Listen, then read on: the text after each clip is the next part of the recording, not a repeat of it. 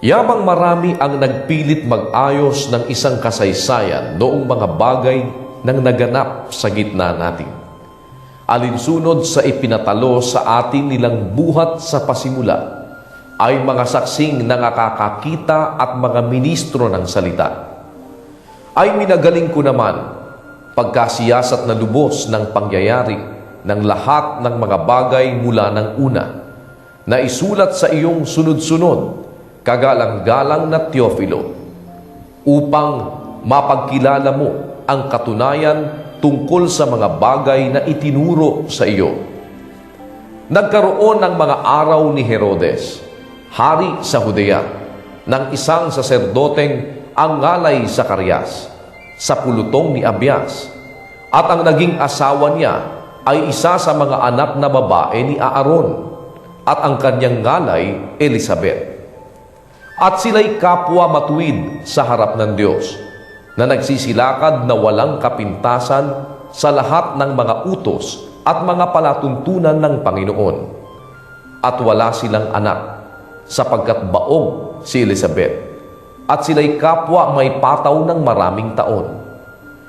Nangyari nga, na samantalang ginaganap niya ang pagkasaserdote sa harapan ng Diyos, ayon sa kapanahunan ng kanyang pulutong, alinsunod sa kaugalian ng tungkuling pagkasaserdote, ay naging palad niya ang pumasok sa templo ng Panginoon at magsunog ng kamangyan. At ang buong karamihan ng mga tao ay nagsisipanalangin sa labas sa oras ng kamangyan. At napakita sa kanya ang isang anghel ng Panginoon na nakatayo sa dakong kanan ng dambana ng kamangyan. At naggulumihanan si Zacarias pagkakita niya sa kanya, at dinatnan siya ng takot. Datapwat sinabi sa kanya ng anghel, "Huwag kang matakot, Zacarias, sapagkat dininig ang daing mo, at ang asawa mong si Elizabeth ay manganganak sa iyo ng isang anak na lalaki, at tatawagin mong Juan ang kanyang pangalan. At magkakaroon ka ng ligaya at galak, at marami ang maliligaya sa pagkapanganak sa kanya, sapagkat siya'y magiging dakila sa paningin ng Panginoon, at siya'y hindi iinom ng alak ni matapang na inumin, at siya'y mapupuspos ng Espiritu Santo mula pa sa tiyan ng kanyang ina. At marami sa mga anak ni Israel ay papagbabaliking loob niya sa Panginoon na kanilang Diyos. At siya'y lalakad sa unahan ng kanyang mukha na may espiritu at kapangyarihan ni Elias, upang papagbaliking loob ang mga puso ng mga ama sa mga anak, at ang mga suwail ay magsilakad sa karunungan ng mga matuwid, upang ipaglaan ng Panginoon ng isang bayang nahahanda." At sinabi ni Zacarias sa anghel, "Sa ano malalaman ko ito? Sapagkat ako'y matanda na, at ang aking asawa ay may pataw ng maraming taon." At pagsagot ng anghel ay sinabi sa kanya, "Ako'y si Gabriel, na nananayo sa harapan ng Diyos, at ako'y sinugo upang makipag-usap sa iyo at magdala sa iyo nitong mabubuting balita. At narito, mapipipi ka at hindi ka makapangungusap hanggang sa araw na mangyari ang mga bagay na ito, sapagkat hindi ka sumampalataya sa aking mga salita na magaganap sa kanilang kapanahunan." At hinihintay ng bayan si Zacarias, at nanganggigilala sila sa kanyang pagluluwat sa loob ng templo. At nang lumabas siya, ay hindi siya makapagsalita sa kanila. At hininagap nila na siya'y nakakita ng isang pangitain sa templo, at siya'y nagpatuloy ng pakikipag-usap sa kanila sa pamamagitan ng mga hudyat, at nanatiling pipi. At nangyari na nang maganap na ang mga araw ng kanyang paglilingkod, siya'y umuwi sa kanyang bahay.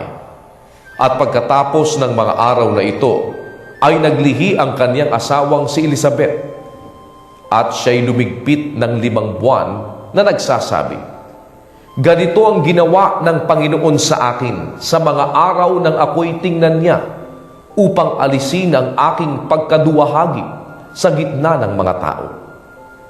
Nang ika-6 na buwan nga'y sinugo ng Diyos ang Anghel Gabriel sa isang bayan ng Galilea, ngalay Nazaret, sa isang dalagang mag-aasawa sa isang lalaki na ang kanyang ngalay Jose, sa angkan ni David, at Maria ang pangalan ng dalaga. At pumasok siya sa kinaroroonan niya at sinabi, "Magalak ka, ikaw na totoong pinakamamahal. Ang Panginoon ay sumasa iyo." Datapwat siya'y totoong nagulumihanan sa sabing ito at iniisip sa kanyang sarili kung anong bati kaya ito. At sinabi sa kanya ng anghel, "Huwag kang matakot, Maria, sapagkat nakasumpong ka ng biyaya sa Diyos. At narito, maglilihi ka sa iyong tiyan at manganganak ka ng isang lalaki at tatawagin mo ang kanyang pangalang Jesus. Siya'y magiging dakila at tatawaging anak ng kataas-taasan. At sa kanya'y ibibigay ng Panginoong Diyos ang luklukan ni David na kanyang ama. At siya'y maghahari sa angkan ni Jacob magpakailanman, at hindi magkakawakas ang kanyang kaharian." At sinabi ni Maria sa anghel, "Paano mangyayari ito sa ako'y hindi nakakakilala ng lalaki?" At sumagot ang anghel at sinabi sa kanya, "Bababa sa iyo ang Espiritu Santo at lililiman ka ng kapangyarihan ng kataas-taasan. Kaya naman ang banal na bagay na ipanganganak ay tatawaging anak ng Diyos. At narito, si Elizabeth na iyong kamag-anak ay naglihi rin naman ng isang anak na lalaki sa kanyang katandaan. At ito ang ika-6 na buwan niya na dati tinatawag na baog, sapagkat walang salitang mula sa Diyos na di may kapangyarihan." At sinabi ni Maria, "Narito ang alipin ng Panginoon. Mangyari sa akin ang ayon sa iyong salita." At iniwan siya ng anghel.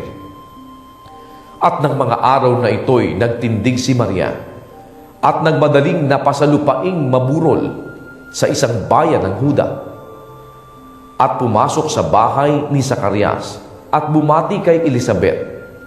At nangyari, pagkarinig ni Elizabeth ng bati ni Maria, ay lumukso ang sanggol sa kanyang tiyan at napuspo si Elizabeth ng Espiritu Santo.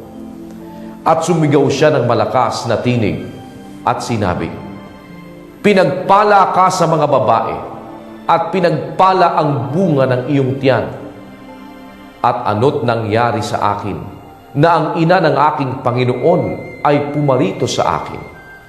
Sapagkat ganito, pagdating sa aking mga pakinig ng tinig ng iyong bati, lumukso sa tuwa ang sanggol sa aking tiyan. At mapalad ang babaeng sumampalataya, sapagkat matutupad ang mga bagay na sa kanya'y sinabi ng Panginoon." At sinabi ni Maria, "Dinadakila ng aking kaluluwa ang Panginoon, at nagalak ang aking espiritu sa Diyos na aking tagapagligtas, sapagkat nilingap niya ang kababaan ng kanyang alipin. Sapagkat narito, mula ngayon ay tatawagin akong mapalad ng lahat ng maghahali-haliling lahi. Sapagkat ginawan ako ng makapangyarihan ng mga dakilang bagay, at banal ang kaniyang pangalan. At ang kaniyang awa ay sa mga lahit-lahi, sa nangatatakot sa kaniya. Siya'y nagpakita ng lakas ng kaniyang bisig, isinambulat niya ang mga palalo sa paggunam-gunam ng kanilang puso. Ibinaba niya ang mga prinsipe sa mga luklukan nila, at itinaas ang mga may mababang kalagayan. Binusog niya ang nangagugutom ng mabubuting bagay, at pinaalis niya ang mayayaman na walang anuman. Tumulong siya sa Israel na kanyang alipin upang maalaala niya ang awa. Gaya ng sinabi niya sa ating mga magulang, kay Abraham at sa kanyang binhi magpakailanman. At si Maria ay natirang kasama niya na may 3 buwan at umuwi sa kanyang bahay. Naganap nga kay Elizabeth ang panahon ng panganganak at siya'y nanganak ng isang lalaki. At nabalitaan ng kanyang mga kapitbahay at mga kamag-anak na dinakila ng Panginoon ang kanyang awa sa kanya at sila'y nangakigalak sa kanya. At nangyari na nang 8 araw ay nagsiparoon sila upang tuliin ang sanggol. At siya'y tatawagin sana nila na Zacarias ayon sa pangalan ng kanyang ama. At sumagot ang kanyang ina at nagsabi, hindi gayon, kundi ang itatawag sa kanya'y Juan. At sinabi nila sa kanya, wala sa iyong kamag-anak na tinatawag sa pangalang ito. At hinudyatan nila ang kaniyang ama kung ano ang ibig niyang itawag. At humingi siya ng isang sulatan, at sumulat na sinasabi, ang kaniyang pangalan ay Juan. At nagsipanggilala silang lahat. At pagdakay nabuka ang kaniyang bibig at ang kaniyang dilay nakalag, at siya'y nagsalita na pinupuri ang Diyos. At sinidla ng takot ang lahat ng nagsisipanahan sa palibot nila, at nabansag ang lahat ng mga bagay na ito sa lahat ng lupaing maburol ng Judea. At lahat ng mga nangakarinig nito ay pawang iningatan sa kanilang puso na sinasabi, magiging ano nga kaya ang batang ito, sapagkat ang kamay ng Panginoon ay sumasa kanya. At si Zacarias na kanyang ama ay napuspos ng Espiritu Santo at ng hula na nagsasabi, purihin ang Panginoon, ang Diyos ng Israel, sapagkat kanyang dinalaw at tinubos ang kanyang bayan. At nagtaas sa atin ng isang sungay ng kaligtasan sa bahay ni David na kanyang alipin. Gaya ng sinabi niya sa pamamagitan ng kanyang mga banal na propeta na nagsilitaw buhat ng unang panahon. Kaligtasang mula sa ating mga kaaway at sa kamay ng lahat ng nangapopoot sa atin, upang magkaawang gawa sa ating mga magulang at alalahanin ang kanyang banal na tipan, ang sumpa na isinumpa niya kay Abraham na ating ama, na ipagkaloob sa atin na yamang nangaligtas sa kamay ng ating mga kaaway, ay paglingkuran natin siya ng walang takot. Sa kabanalan at katwiran sa harapan niya, lahat ng ating mga araw.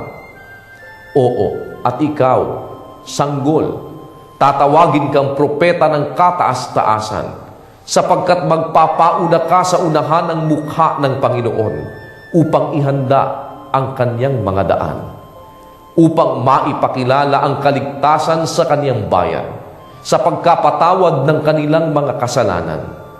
Dahil sa magiliw na habag ng aming Diyos, ang pagbubukang liwayway buhat sa kaitaasan ay dadalaw sa atin, upang liwanagan ang nangakalugmok sa kadiliman at sa lilim ng kamatayan, upang itumpak ang ating mga paa sa daan ng kapayapaan. At lumaki ang sanggol at lumakas sa espiritu at nasa mga ilang hanggang sa araw ng kanyang pagpapakita sa Israel.